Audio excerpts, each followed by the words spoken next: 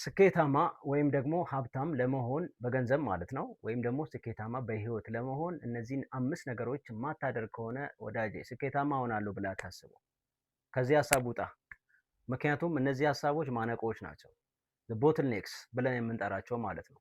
ወደዛ እንዳንሻገር እንቅፋት የሚሆኑ ናቸው። እነዚህን 5ቱን ነገር መግድ ማስወገድ አለብህ ስኬታማ ለመሆን ከፈለክ። ምክንያቱም እነዚህ ነገሮችን ካላስወገድን ስኬታማ ልንሆን አንችልም። እነዚህ 5ቱ ነገሮች የስኬታማ ሰዎች እንቅፋቶች ናቸው ማለት ነው፣ ወይም ስኬታማ ሰዎች ያስወገዷቸው ነገሮች ናቸው። ስለዚህ እነዚህ ነገሮች ለማስወገድ ጥረት አድርግ። ምንድናቸው እነዚህ ነገሮች የሚለውን እነዚህ ነገሮች የምናደርግ በተከታታይ ከሆነ በቤታችን ይቅርታ በላያችን ላይ ድህነት ቤት እየሰራ ነው፣ ተመቻችቶ ቁጭ ብሏል ማለት ነው። እስከ ኢንዘሎን ግራን እንኳን የመለወጥ አጋጣሚ የለንም እነዚህን ከላያችን ላይ ካላራገፍናቸው ማለት ነው። ስለዚህ እነዚህ ምንድናቸው የሚሉትን 5ቱን ጉዳዮች እናያለን፣ ዛሬ እንነጋገራለን። እነዚህን ከመጀመሪያ እስከ መጨረሻ ያለውን በደንብ አድርገህ አዳምጡ። ከዚያ በኋላ ራሳችንን ይሄንን መለኪያ እንደ ስታንዳርድ ወይም ደግሞ የያርድስቲክ መመዘኛ አድርገን እዛ ውስጥ አንዱ እንኳን ካለ እሱን ማስወገድ ግዴታ ነው፣ ካልሆነ አይታሰብም ማለት ነው። ስለዚህ ወደ ጉዳዩ የመጀመሪያው ምንድነው የሚለውን እስኪ አብረን አንደኛውና የመጀመሪያው ምንድነው የሚለውን ራስን ከማሻሻል ይልቅ መዝናናት ላይ ማሳለፍ፣ ብዙ ጊዜ ለመዝናናት መስጠት፣ በተለይ በወጣትነት ጊዜ ረዥሙን ጊዜ በመዝናናት ማሳለፍ፣ ይሄ ትልቁ እንቅፋትና ማነቆ ነው ማለት ነው። ስፔንዲንግ ሞር ታይም ኢንተርቴኒንግ ዛን ኢምፕሩቪንግ፣ ራሳችንን ለማሻሻል፣ ራሳችንን ኢምፕሩቭ ለማድረግ፣ ራሳችን ላይ ቫሊዩ አድ ለማድረግ፣ አዳዲስ ነገሮችን ራሳችን ላይ አድላ ለማድረግ ራሳችንን ከዛ ቀጠና የምናስወጣ ከሆነ አሁንም የማይታሰብ ነው ማለት ነው። ስለዚህ ይህንን ለማድረግ ምን ማለት ነው? 5 ሰዓት ስክሮል ለማድረግ ጊዜ ያለን፣ 5 ደቂቃ ለማንበብ ጊዜ የለንም። ይሄ ታዲያ እንዴት ሊሆን ይችላል? ካላነበብን ዛሬ ራሳችን ላይ ካልሰራን ለውጥ ይኖራል ብለው ማይታሰብ ነው ማለት ነው። ስለዚህ አታስበው። ነገ በዚህ ሁኔታ አይገነባም። በዚህ ሁኔታ ብዙ በመዝናናት ትንሽ በመስራት ትንሽ በማንበብ ትንሽ በመማር ትንሽ ቫልዩ አድ በማድረግ ነገ አይገነባም። ስለዚህ ሊያመን ይችላል፣ ዲስከምፈርት ሊሆን ይችላል፣ ምቾት ሊነሳን ይችላል። ግን ደግሞ ምቾት የሚነሳንን ነገር ዛሬ የምንፈራውን ነገር ዛሬ መጀመርና ማድረግ ግዴታ ይኖርብናል ማለት ነው። ስለዚህ መዝናናት ጥሩ ነው፣ ግን ደግሞ ዲሲፕሊናችንን የሚወስድ ከሆነ ጊዜያችንን የሚወስድ ከሆነ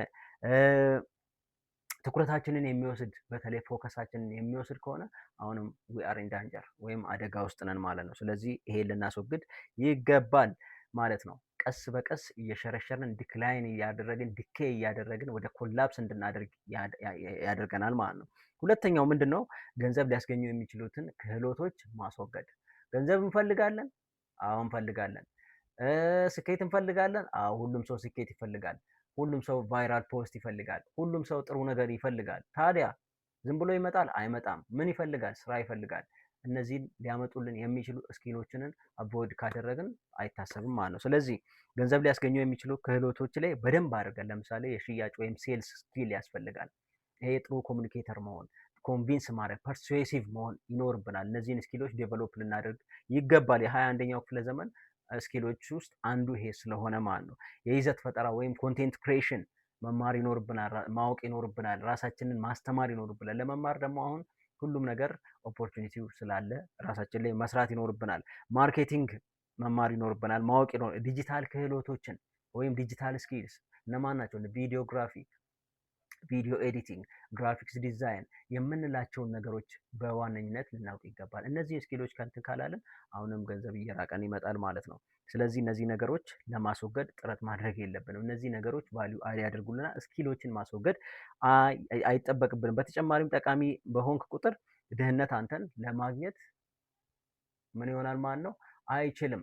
ጠቃሚ ሆነን ከተገኘን ስኪሎችን ዴቨሎፕ ባለብዙ ስኪሎች ከሆን ድህነት እኛን ለማግኘት ምንም አጋጣሚዎች አይኖሩትም ማለት ነው። ስለዚህ ይሄንን እናስወግድ። ሶስተኛው ሰዎችን ለመማረክ መኖር ወይም ደግሞ ሊቪንግ ቱ ኢምፕረስ አዘርስ፣ ሰዎችን ለመማረክ የሌለን ያልሆነውን መሆን፣ ሀብታም ሳንሆን ሀብታም መስለን መታየት፣ ዝነኛ ሳንሆን ዝነኛ መስለን መታየት፣ የውሸት መኖር ማለት ነው። አቅማችንን ሳናይ ከአቅማችን በላይ መኖር ማለት ነው።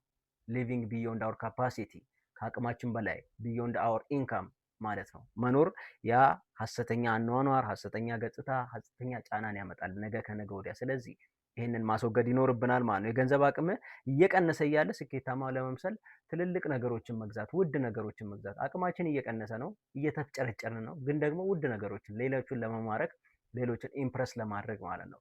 ይሄ አደጋ ነው ማለት ነው። ስለዚህ ከዚህ ይልቅ ምን ማድረግ ይኖርብናል? ዊ ኒድ ቱ ሊቭ ቢሎው አወር ሚንስ፣ ከኢንካማችን በታች መኖር ግዴታ ነው። ካለን በታች መኖር ግዴታ ነው ማለት ነው። ራስን ከአስተማማኝ ውድቀት ጋር ማያያዝ ወይም ደግሞ ሰራውንዲንግ ዩርሰልፍ ዊዝ ኮምፈርታብል ፌለርስ ምንድን ነው? እነዚህ ምንድን ናቸው ስንል ሁሉም በአካባቢያችን ያሉ ሰዎች ሰርክላችን ምን ይመስላል ስንል ቀልደኞች፣ የሚያፌዙ፣ ጎሲፕ የሚያበዙ፣ እድገት የሚያሳይ ማንም የለም። ኖበዲ ግሮዝ ዜር ኤቭሪበዲ ኮምፕሌንስ፣ ሁሉም ሰው ኮምፕሌን የሚያደርግ ነው። ኖበዲ ቼንጅስ፣ ምንም የሚቀየር ነገር የለም። እዛ ሰርክል ውስጥ ሆነን አሁንም እድገትን መጠየቅ የለብንም። እድገትን ወይም ስኬትን መመኘትም አይኖርብንም ማለት ነው። አንዳንድ ክበቦች ወይም ሰርክሎቻችን መዘግየትን፣ ሰበብ መደርደርን፣ ስንፍናን፣ መካከለኛነት ወይም ሜዲዮክሪቲ፣ አቬሬጅ ሆኖ መኖርን ኖርማል አድርገው ይቀበሉታል። ሰበብ ማምጣትን ኖርማል፣ ሰበብ ልንታመም እንችላለን፣ ማንም አያገባውም። ትልቅ ስበቦች ሊኖሩ ይችላሉ። ከአቅማችን በላይ ሆኗል፣ ስበብ ሊሆን ይችላል። የመንግስት ስርዓት ስበብ ሊሆን ይችላል። የሆነ ስርዓት ሩልስ ሬጉሌሽን፣ ብዙ ስበቦች ሊኖሩ ይችላሉ። ሰበብ መደርደር በጣም ብዙ ምክንያቱ ሪዝኖችን ልናመጣ እንችላለን፣ ግን ደግሞ አይሆንም። ይሄ ምክንያት አይሆንም። ስለዚህ አቬሬጅ ሆኖ መኖር አይጠበቅብንም። መስራት መለወጥ ይኖርብናል ማለት ነው። አምስተኛው ምንድን ነው ስንል እርምጃ ከመውሰድ በፊት ተነሳሽነትን ሞቲቬሽን እንፈልጋለን። ዛሬ ለመስራት ዊ ኒድ ቱ ቢ ሞቲቬትድ ኢነፍ ወይም ደግሞ መነሳሻ ኢንስፓየር መሆን ይኖር ሞቲቬትድ መሆን። የሆነ አካል መጥቶ ሞቲቬትድ ካላደረገን፣ የሆነ ነገር ካልመጣልን፣ ኢግናይት የሚያደርገን ነገር ካልመጣ ስራ አንሰራም። ግን የተቀየሩ ሰዎች እንደዚህ ነው፣ እንደዚህ አይደለም። ኢን ባድ ሙድ ይሰራሉ፣ ተደስተዋል ይሰራሉ፣ አዝነዋል ይሰራሉ፣ ጥሩ ሙድ ውስጥ ናቸው ይሰራሉ፣ ዲፕሬሽን ውስጥ ናቸው ይሰራሉ። በማንኛውም ፊሊንግ ውስጥ ሆነው ይሰራሉ ማለት ነው። ስለዚህ ሁልጊዜ ተነሳሽነት አያስፈልገንም። ተነሳሽነት ጥሩ ነው፣ ግን ሁልጊዜ ተነሳሽነት አያስፈልግም። ተነሳሽነት ምክንያቱም ሁሌ አይኖረንም ማለት ነው። ዛሬ ተነሳሽነት ሊኖረን ይችላል፣ ሞቲቬትድ ልንሆን፣ ነገ ላንሆን እንችላል። ነገ አልሆንም ማለት አንሰራም ማለት አይደለም። በሁል ጊዜ ዲሲፕሊን ከሆን በዛ ተነሳሽነት ኖረም አልኖረም መስራታችን የማይቀር ነው ማለት ነው። አንዳንድ ጊዜ የሚያስፈልግ መዋቅር ወይም ስትራክቸር ዲሲፕሊን እንጂ ሞቲቬሽን አይደለም ማለት ነው። ስለዚህ አንዳንዴ ምን የሚባል አባባል አለ፣ ዲሲፕሊን ቢትስ ሞቲቬሽን ይባላል። ስለዚህ ዲሲፕሊን ነው የሚያስፈልገን ኢን ኤኒ ሙድ ስራችንን መስራት የሚያስችለን። አብዛኞቹ ስኬታማ ሰዎች በየቀኑ ተነሳሽነት አይሰማቸውም። ተነሳሽነት ስለተሰማቸው አይደለም፣ ግን ደግሞ ለእቅዳቸው ተገዢ ስለሆኑ ዲሲፕሊንድ ስለሆኑ ነው ማለት ነው። ድህነት ሁልጊዜ ጮክ ብሎ አይመጣም፣ ቀስ እያለ ነው። ሳናውቀው ነው የሚያለማምደን ማለት ነው። ድህነት ሁልጊዜ አይጮህም ማለት ነው። ቀስ እያለ እያለማመደን ነው የሚመጣ። አንዳንድ ጊዜ ሰዎች በየቀኑ በኩራት በሚሟገቱላቸው ልማዶች ውስጥ ይደበቃሉ። ለምሳሌ ኤጓቸውን ይደብቃሉ፣ በኤጓቸው ውስጥ ይኖራሉ ማለት ነው።